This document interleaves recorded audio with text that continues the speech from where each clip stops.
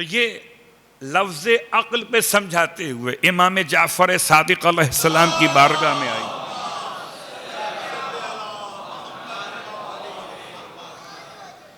ارشاد فرماتے ہیں جب امام سے سوال کیا گیا مولا عقل کی تعریف کیا ہے، بہت تفصیل سے اگر عقل کی بات کیجئے تو بہت تفصیلی روایات موجود ہیں کہ عقل کیا ہے، عقل کے سپاہی کتنے ہیں، اور عقل کے مقابلے پہ علم نہیں ہے، عقل کے مقابلے پر جہل ہے، اور جہل کے سپاہی کتنے وہ الگ موضوع. جنود العقل والجہل پوری روایت موجود ہے.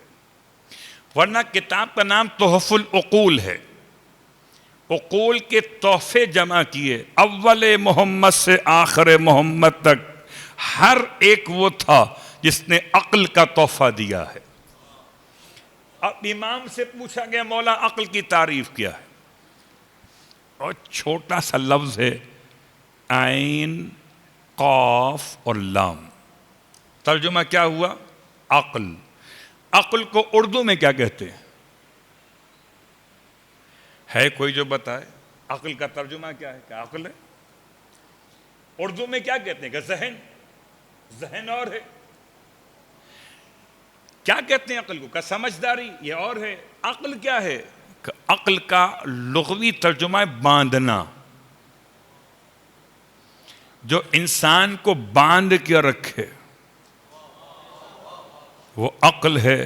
جو انسان کو کھلا چھوڑ دے وہ بے عقلی ہے.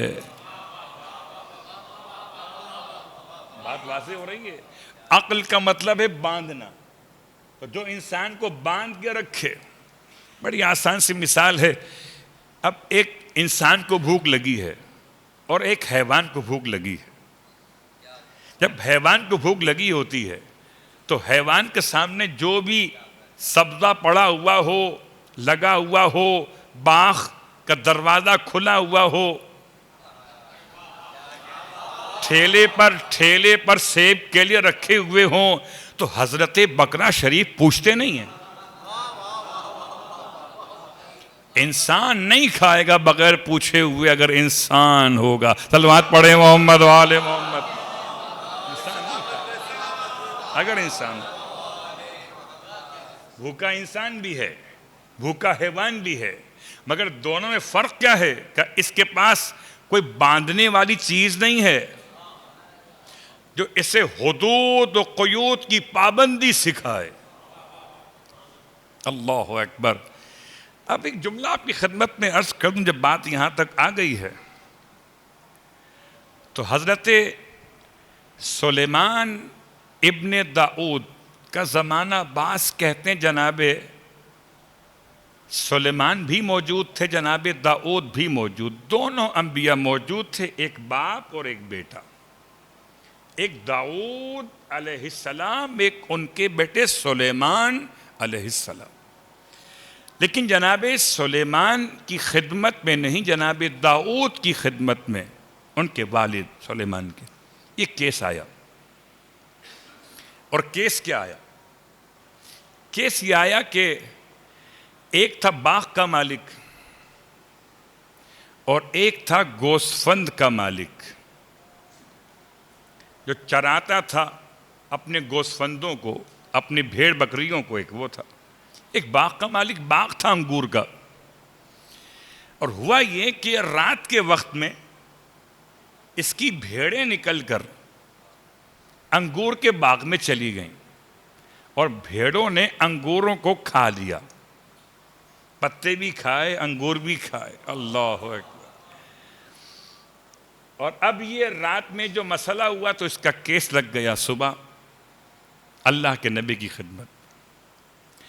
اور باغ کے مالک نے گوسفند کے مالک کے خلاف ہر جانے کا دعویٰ کر دیا کہ میرا پورا باغ برباد کر دیا.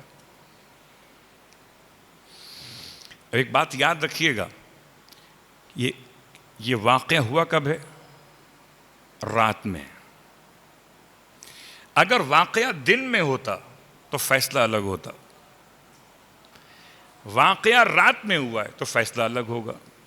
حضور کیا مطلب؟ دن کا اسلام الگ ہے، رات کا اسلام الگ ہے. کہ اسلام تو ایک ہے، تمہاری سمجھ کا معیار الگ ہے۔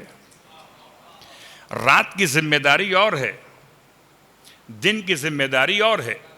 اگر دن میں ایسا ہوتا تو باغ کے مالک کو حق نہیں تھا کہ وہ گوسفند کے مالک پر ہرجانے کا دعویٰ کرتا کہ دن میں اس کی ذمہ داری تھی کہ باغ کی حفاظت کرے، اور رات میں گوسفند کے مالک کی ذمہ داری ہے کہ اپنی بھیڑوں کو کسی کے باغ میں جانے نہ دے۔ تو رات کا مسئلہ الگ ہے، دن کا مسئلہ الگ ہے، اور یہ واقعہ رات میں ہوا۔ اللہ کے نبی نے بلوا لیا گوسفند کے مالک کو بھی، آ جائیے، آپ بھی آ جائیے۔ یہ واقعہ پیش آیا جی، بالکل پیش آیا، رات کا وقت تھا جی، رات کا وقت تھا۔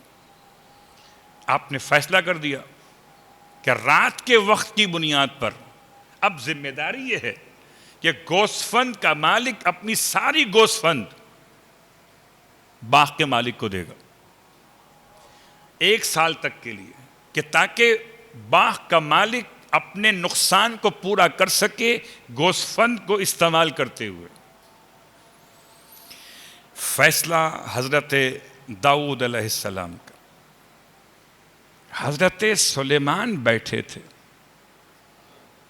آپ کے فرزند، عرض کی بابا اگر اجازت ہو تو کچھ آپ کی خدمت میں عرض کروں۔ کبھی کبھی عضو بدن کیسے بولتے ہیں، کیا سمجھے گا زمانہ کہ نبی سے نبی اس طرح مخاطب ہیں۔ بابا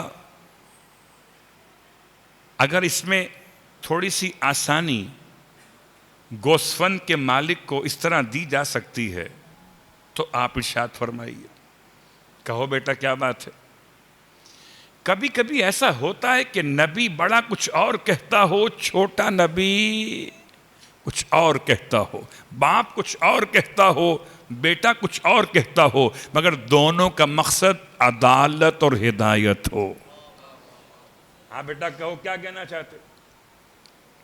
ارے بابا چونکہ سارے درخت جڑ سے ختم نہیں ہوئے،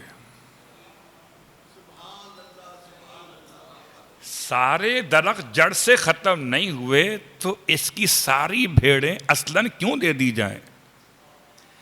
اب ایسا اگر کر لیا جائے کہ گوسفند کے 1 سال میں جو دودھ اور اون نکلتا ہے اس سے یہ استفادہ کرے باغ کا مالک تاکہ نقصان پورا کرے، اور چونکہ درخت باقی ہیں تو اب گوسفند کا مالک اس باغ کے مالک کی یعنی باغ کی حفاظت کرے یہاں تک کہ دوبارہ انگور نکل آئیں۔ اس کا بھی بھلا ہو جائے گا، اس کا بھی بھلا۔ صلوات پڑھیں محمد و آل محمد۔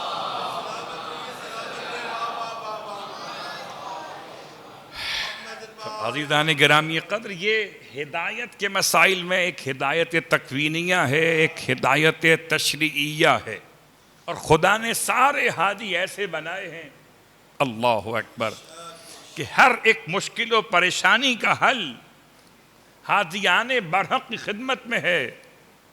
جب اس نے ہادی بنائے ہیں تو ایسے بنائے ہیں کہ اس پر کوئی نام نہ آئے۔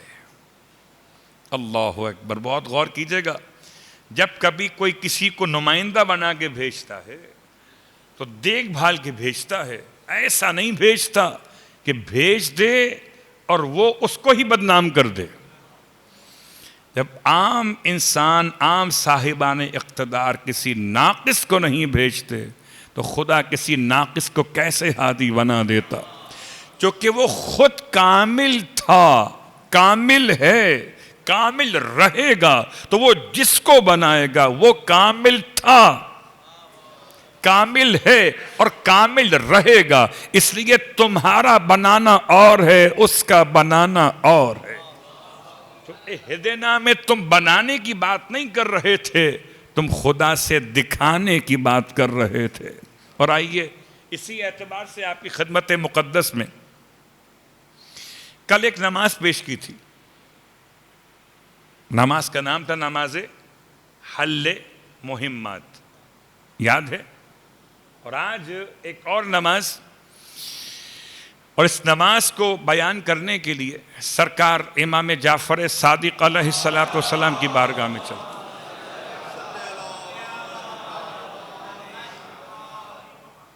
اور امام کی خدمت مقدس میں یہ بہترین نماز کا طریقہ اہل ایمان کو عطا کیا گیا۔ نماز کا نام ہے نماز رفع اسرت،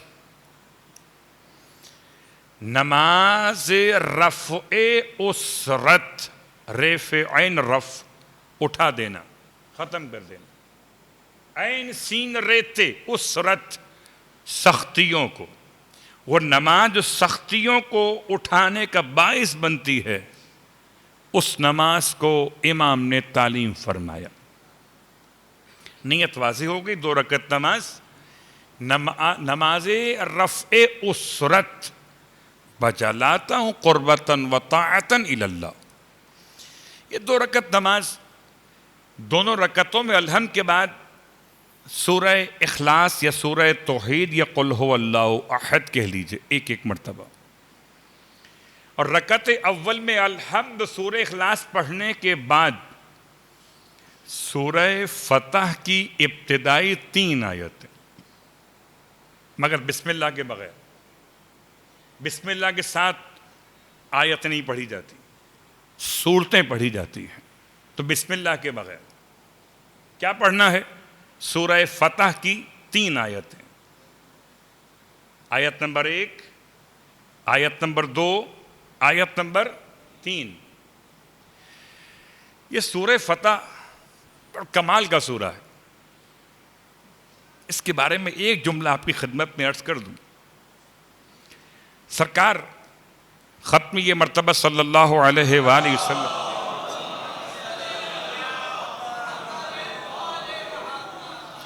فتح مکہ کے موقع پر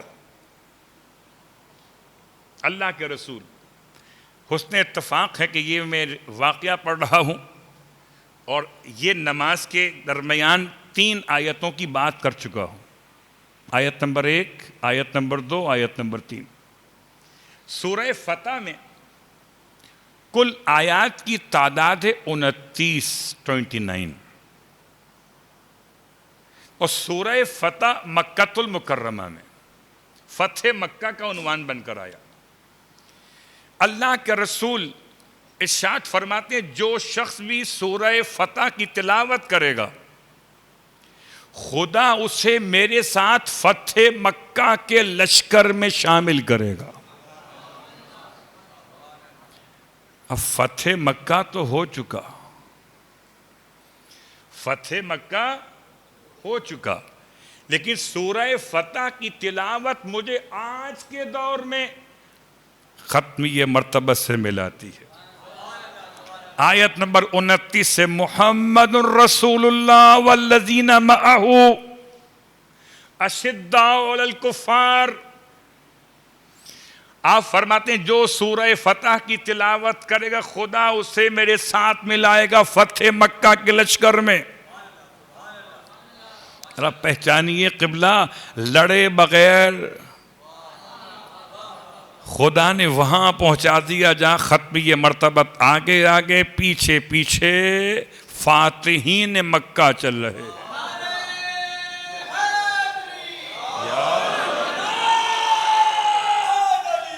یا علی اللہم صلی علی محمد۔ پھر آپ پھر ارشاد فرماتے ہیں جو شخص سورہ فتح کی تلاوت کرے گا، 29 آیات، خدا اسے بیعت رضوان میں بیعت کرنے والوں میں شمار کرے گا۔ بیعت رضوان کا تذکرہ بھی اسی کے اندر ہے، سورہ فتح کے اندر۔ فتح مکہ کے حوالے سے بھی تذکرہ اسی کے اندر ہے۔ اور اب ایک اور یاد دلا دوں آپ کو بات کہ کبھی آپ نے سوچا ہو شاید کہ جب آپ نماز تمام کرتے ہیں تو السلام علیکم ورحمۃ اللہ وبرکاتہ کے بعد کیا کرتے؟ اللہ اکبر، اللہ اکبر، اللہ اکبر۔ پتہ نہیں وہ کیا سمجھتے ہیں، آپ تو اللہ کی بڑائی بیان کر رہے ہوتے۔ اب یہ حسن اتفاق 3 مرتبہ کر رہے ہیں، صلوات پڑھیں محمد علیہ۔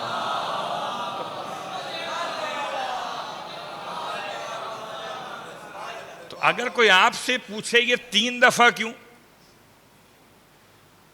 4 دفعہ کیوں نہیں، 5 دفعہ کیوں نہیں، تو اللہ کے رسول نے فتح مکہ کے موقع پر جب آپ مکے میں داخل ہوئے اور آپ نے حجر اسود کے پاس پہنچ کر اپنی فتح کا اعلان کیا تو 3 مرتبہ فرمایا تھا اللہ اکبر، اللہ اکبر، اللہ اکبر۔ تو جو محمد والی نماز پڑھتے ہیں، بات بڑی آسان سی ہے، کیوں؟ اللہ کے بھی فرماتے ہیں کہ جو شخص اپنی نماز کا اختتام کرے 3 تکبیرات پر، وہ مجھ محمد کے ساتھ شامل ہو گیا۔ یا یوں کہیے کہ جو 3 مرتبہ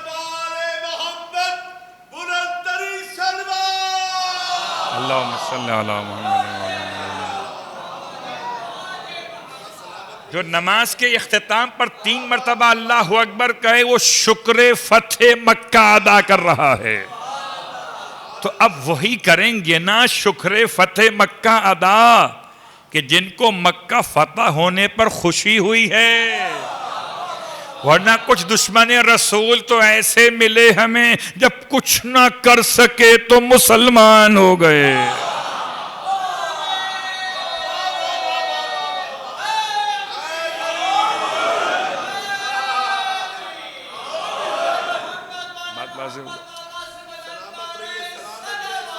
اللہم صلی علی محمد۔ نماز رفع اسرت کی رکعت نمبر 1 میں تھے کہ حالت قیام میں الحمد کے بعد 1 مرتبہ سورہ اخلاص پڑھا، وہ تو بسم اللہ کے ساتھ پڑھا، پھر 3 آیات پڑھی سورہ فتح کی بسم اللہ کے بغیر، کیونکہ یہ آیات پڑھ رہے تھے، بسم اللہ جزو آیت نہیں ہے، لیکن اگر پڑھ لیں تو نماز باطل نہیں ہے۔ اللہ اکبر، کیا حسین انداز ہے کہ پڑھنے میں قباحت نہیں، نہ پڑھیں تو حاجت نہیں، مگر نیت کا مسئلہ، اگر آپ تبرکن پڑھ رہے ہیں، تیمنن پڑھ رہے ہیں تو کوئی حرج نہیں، مگر یہ جزو آیت نہیں ہے۔ اب یہ رکعت نمبر 1 مکمل، رکعت نمبر 2 میں الحمد کے بعد 1 مرتبہ سورہ اخلاص، اور سورہ اخلاص کے بعد اب پڑھنا ہے سورہ الم نشرح۔ کیا پڑھنا ہے؟ سورہ الم نشرح۔ اللہ اکبر، ساری پریشانیوں کا تعلق دل سے ہے۔ الم نشرح لک صدرک ووضعنا عنک وزرک، بہت بوجھ ہے کمر کے اوپر، کون اتارے گا سوائے خدا کے؟ تو دل کا مسئلہ آگے سے، کمر کا مسئلہ پیچھے سے، دونوں مسئلے سورہ الم نشرح نے حل کر دیے۔ تو یہ 2 رکعت نماز امام فرماتے ہیں کب پڑھو؟ زوال آفتاب کے وقت۔ کب پڑھو؟ زوال آفتاب کے وقت، کہ مکہ فتح ہوا زوال آفتاب کے وقت، قبلہ تبدیل ہوا زوال آفتاب کے وقت، تمہاری مشکل بھی حل ہوگی زوال آفتاب کے وقت۔ تو کبھی رات کی بات ہوتی ہے تو کبھی دن کی۔ صلوات پڑھیں محمد و آل محمد۔